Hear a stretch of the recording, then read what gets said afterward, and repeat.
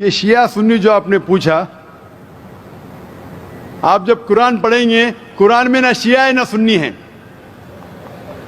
قرآن میں نہ شیعہ ہے نہ سنی ہیں۔ قرآن شریف میں کہا گیا ہے کہ آپ آپس میں اکٹھا ہو کے اللہ کی رسی کو مضبوطی سے پکڑو۔ اللہ کی رسی ہے قرآن اور صحیح حدیث۔ تو آپ دیکھیں قرآن میں کیا لکھا ہے اور اللہ کے رسول کے صحیح حدیث میں کیا لکھا ہے۔ تو جو بھی آپ سے کچھ کہتا ہے، اگر قرآن اور صحیح حدیث کے مطابق ہے، آپ اس کی بات مانو۔ جو ذاکر کہتا ہے وہ بھی کچھ اہم نہیں اسلام میں، ذاکر اسلام میں زیرو ہے۔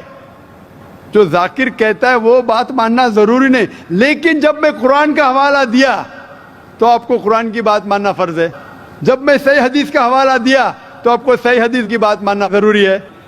تو اسی لیے کوئی بھی شخص کچھ کہتا ہے، اگر اختلاف ہے اس میں تو پھر سے رجوع ہو جاؤ قرآن اور حدیث کے پاس، کیونکہ قرآن میں لکھا ہے سورہ نساء میں سورہ نمبر 4 آیت نمبر 59 میں، ورس نمبر 59 میں، اطیعوا اللہ واطیعوا الرسول، اللہ کی اطاعت کرو، اللہ کی بات مانو اور اللہ کے رسول کی بات مانو، کیونکہ اللہ کے رسول فرماتے، صحیح بخاری کی حدیث ہے، اس طریقے سے نماز پڑھو جس طریقے سے آپ نے مجھے دیکھا۔ تو جو صحیح حدیث سے ثابت ہے، قرآن اور صحیح حدیث سے، اس طریقے سے نماز پڑھو۔